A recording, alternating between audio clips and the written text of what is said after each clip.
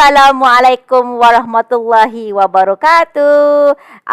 Bertemu kembali bersama dengan Cikgu Linda di dalam kelas sejarah tingkatan 2. Kita masih lagi di dalam bab 1 iaitu Kerajaan Alam Melayu. Adakah anda bersedia untuk belajar? Jangan ke mana-mana, teruskan bersama dengan Cikgu Linda untuk sambungan topik kita pada hari ini.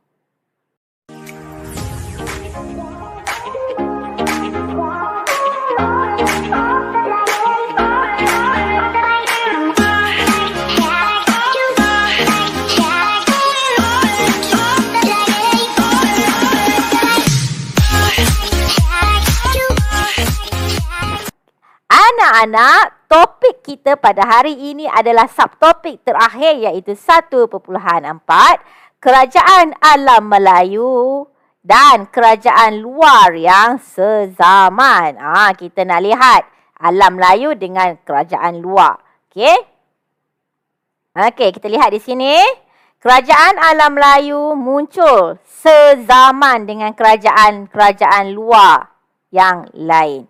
Ini bukti bahawa Kerajaan Alam Melayu membangun dan maju setanding dengan kerajaan tersebut.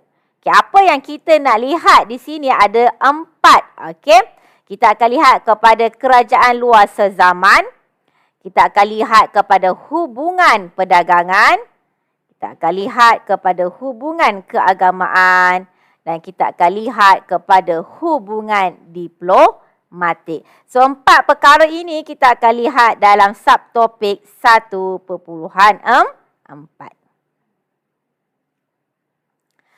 Bahagian pertama kita akan lihat kepada kerajaan luar yang sezaman dengan kerajaan Alam Melayu. So, pada abad pertama, kita ada kerajaan Funan, betul tak? Kerajaan Funan yang wujud paling awal, pada abad pertama. Tetapi kerajaan luar yang kita dah belajar sebelum ini, masa tingkatan 1, kita dah belajar tentang Empire Rome. Empire Parsi, Empire Kushan, Dinasti Han. Ini antara yang terkenal lah seiring dengan kerajaan Funan. Kemudian pada abad ke-9, kita akan lihat pada kerajaan Champa, Sriwijaya dan Angkor. Ini kerajaan Alam Melayu. Mereka seiring dengan kerajaan Abbasiyah, Empire Byzantine, kerajaan Chola dan juga dinasti Tang. Ini kerajaan Alam Melayu dan juga kerajaan luar. Kerajaan Champa, Sriwijaya dan Angkor. Pada abad ke-9. Kita lihat pada abad ke-14 pula. Kerajaan Champa, kerajaan Majapahit dan kerajaan Angkor juga. Champa, Majapahit dan Angkor juga. Sezaman dengan Empire Mongol, kerajaan Turki Uthmaniyah dan Kesultanan Delhi. Hebat kan kerajaan Alam Melayu? Setanding dengan kerajaan luar. Seterusnya di bahagian kedua kita akan lihat kepada hubungan perdagangan. Anak-anak dah belajar kan sebelum ini kan ada 7 buah kerajaan. Setiap kerajaan ini wujud hasil daripada sebuah pendapatan yang kecil kemudian menjadi sebuah pelabuhan terkenal. Daripada menjadi pelabuhan wujudnya kerajaan. Bila kita kata sebut sahaja pelabuhan, maka telah ada hubungan ataupun aktiviti perdagangan tadi. So bila ada aktiviti perdagangan tadi, kita lah ataupun kerajaan-kerajaan Alam Melayu ini akan menerima pedagang-pedagang daripada pelbagai negara. Ada daripada timur, ada daripada barat, ada daripada penduduk tempatan, ada daripada negara Eropah. So di sini kita akan mempunyai jalinan hubungan perdagangan dengan kerajaan-kerajaan luar tadi yang kita belajar. Ada kerajaan, ada negara China, tamadun China, ada tamadun India. Ada Empire Kushan, ada Empire Byzantine, ada kerajaan Turki Uthmaniyah. So berlakulah hubungan perdagangan tadi di antara kerajaan Alam Melayu kita dan juga kerajaan luar tadi. Faktor hubungan perdagangan ini berlaku disebabkan oleh kedudukan strategik di laluan perdagangan timur dan barat dan juga kekayaan hasil bumi tadi. Okey, kerana di setiap kawasan, di setiap negara mempunyai pelbagai hasil bumi. Dan hasil bumi ini juga ada yang kita kata berbeza antara negara dengan negara lain. Okey. Dan juga berlakunya hubungan perdagangan ini disebabkan oleh sikap keterbukaan pemimpin kita. Okey, boleh menerima pedagang daripada luar untuk datang berdagang ke negara kita demi kemajuan ekonomi. Okay, yang ketiga, kita akan lihat kepada hubungan keagamaan. Kan?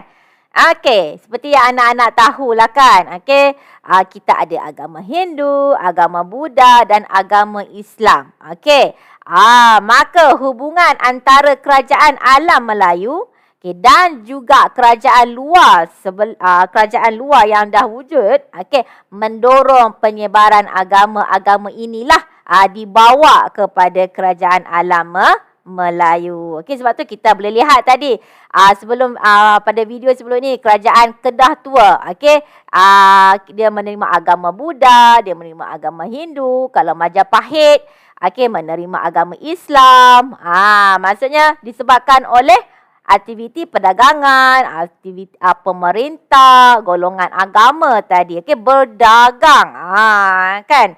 Kemudian hubungan antara kerajaan kita, iaitu kerajaan alam Melayu dan juga kerajaan luar tadi yang memudahkan agama ini disebarkan. Kemudian penyebaran agama mempengaruhi pelbagai aspek kehidupan pentadbiran, perundangan, ekonomi dan juga sosiobudaya. Okey, kita akan lihat kepada tiga agama lah kan. Okey, kita ada agama Hindu di mana ia disebarkan oleh pedagang, tentera dan golongan Brahmin. Okey, bukti yang kita kata ada agama Hindu ini, adanya artifak pengaruh Hindu di Lembah Bujang, Kedah. Cikgu dah cakap dah tadi kan. Okey. Kemudian agama Buddha, ini peranan Asoka pemerintah Empire Maurya. Ini awak dah belajar sewaktu tingkatan 1 dalam tamadun India. Okey, bagaimana pemerintah meluaskan penyebaran agama. Okey. So peranan Asoka, iaitu pemerintah Empire Maurya pada waktu itu, menghantar sami-sami Buddha ke alam Melayu untuk menyebarkan agama Buddha. Okey, bukti juga dijumpai di Lembah Bujang, candi. Okey, ada bukti lain juga selain candi, kita ada patung-patung tu kan. Okey, pengaruh Buddha di Lembah Bujang.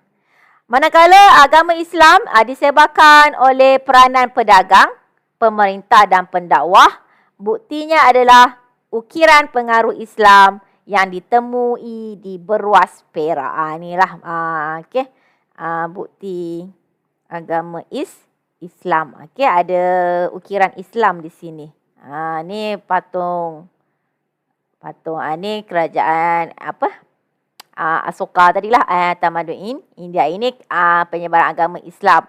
Okey.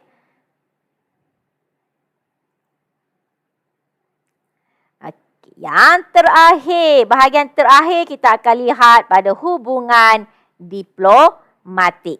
Kerajaan alam Melayu.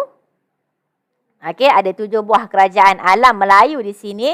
Dan juga kita ada kerajaan Cina dan kerajaan India lah yang hebat lah pada waktu dulu kan, yang mula-mula kan. Okey, kerajaan alam Melayu menjalinkan hubungan dengan Cina dan India untuk apa? Untuk mengukuhkan kedudukan dan membuka jalan perdagangan. Kita lihat kerajaan Cina dengan kerajaan India. Okey, kita ada Funan, Champa, Sriwijaya, Kedah Tua, Angkor dan Majapahit. Okey, ada 2, 5, 7, 6, 4, 2, 4, 6. Okey, kita ada 6 kerajaan. Okey, yang mengadakan hubungan diplomatik dengan kerajaan Cina. Okey, kita ada Funan pada abad ketiga dengan Champa. minta bantuan tentera untuk lawan Divide. Masih ingat lagi tak? Divide. Musuh duk sempadan ke atas kan? Okey, untuk melawan Divide. Kemudian Champa memulihkan hubungan setelah berperang dengan sekutu Cina iaitu Divide juga. Okay, pada abad ke-7 kita ada Sriwijaya dengan Kedah Tua. Memohon untuk mendapatkan pengiktirafan dan mengukuhkan hubungan persahabatan dan perdagangan dengan kerajaan Cina. Kedah Tua pun sama untuk mengukuhkan hubungan persahabatan. Abad ke-12 kita ada Angkor pun sama untuk persahabatan dan perdagangan. Manakala abad ke-14 kita ada Majapahit untuk hubungan persahabatan. Manakala kita ada kerajaan India, pada abad ke-3 Funan, berkaitan dengan hubungan perdagangan dan keagamaan. Pada abad ke-9 kita ada Sriwijaya iaitu dia mengeratkan hubungan persahabatan dan keagamaan. Abad ke-12, abad ke-12 Angkor juga dengan kerajaan India mengeratkan hubungan persahabatan. Manakala abad ke-14 Majapahit pun sama nak mengeratkan hubungan persahabatan antara kerajaan India dan kerajaan Cina.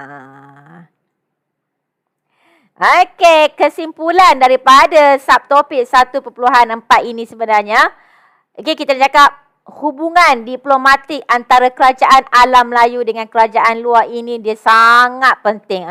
Sebab apa penting? Demi untuk persahabatan. Sebab apa? Nak minta bantuan tentera, nak menghalang ancaman musuh. Sebab itulah kita perlu ada hubungan diplomatik. Dan kerajaan alam Melayu ini mengamalkan sifat terbuka dan saling menghormati dalam menjalinkan hubungan dengan kerajaan luar. Kemudian pemerintah kerajaan alam Melayu yang bijak menguruskan hubungan kerajaannya dengan kerajaan luar. Sebab tu kata pemimpin ini kena ada sifat pemimpin yang baik, kena pandai kan. Barulah menjadikan negara tadi dapat maju dan masyhur dan juga gemilang.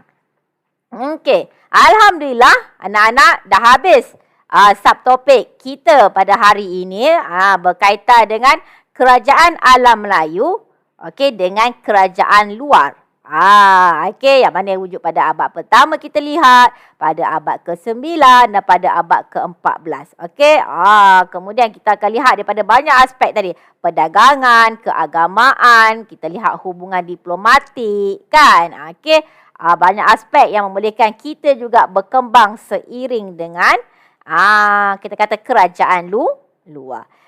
Kita jumpa lagi pada video yang akan datang. Jangan lupa untuk subscribe. Pastikan butang anda yang berwarna merah bertukar menjadi kelabu.